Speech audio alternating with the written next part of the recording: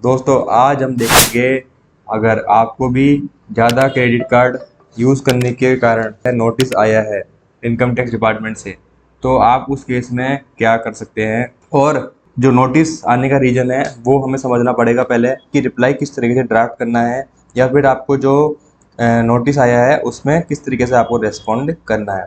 तो सबसे पहले हम जानेंगे कि क्रेडिट कार्ड ज़्यादा यूज़ करने की वजह से क्या नोटिस क्यों आता है, मतलब नोटिस ही क्यों आता है, क्या लिमिट्स है क्रेडिट कार्ड की कि जिस लिमिट तक अगर हम यूज़ करते हैं तो हमको नोटिस आने की कोई संभावनाएं नहीं है। तो सबसे पहले हमको समझना पड़ेगा कि आपका जो क्रेडिट कार्ड है और आईटीआर है, फर्स्ट रीजन जो होता है नोटिस आने का, उसके अंदर क्या है, मिसमैच है। मिसमैच कहने का मतलब यह है कि आपकी क्रेडिट कार्ड जो आप खर्चा कर रहे हो वो 12 लाख रुपए है, पर आईटीआर आप जो है 4 से 5 लाख रुपए की कर रहे हो। तो यहाँ पर इनकम का मिसमैच हुआ कि आपकी इनकम तो जो आप आईटीआर में रिपोर्ट कर रहे हो वो 4 से 5 लाख रुपए कर रहे हो, बट आपकी जो खर्चे हैं वो 12 से 13 लाख रुपए हैं, तो वो कहाँ से मीट हो रहे हैं, इस वजह से जो है नोटिस आ सकता है।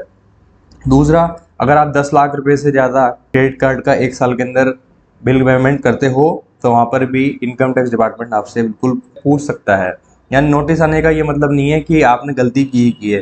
नोटिस आने का मतलब ये है कि डिपार्टमेंट को लगता है कि आपकी जो आईटीआर है उसमें कुछ इशू है, तो उसको कंफर्म करने के लिए डिपार्टमेंट केवल इन्फॉर्मेशंस को वेरीफाई यहाँ पर करता है। ठीक है, दूसरी चीज़ ये हो गई।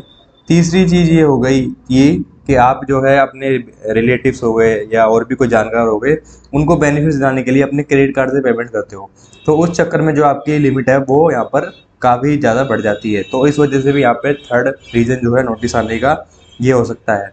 फोर्थ रीज़न ये हो सकता है कि आपने जो कैश के अंदर जो है 1 लाख रुपए से ज़्यादा या 2 लाख रुपए से ज़्यादा जो है बिल जमा कराया हो क्रेडिट कार्ड का, तो ये चौथा रीज़न ये भी हो सकता है।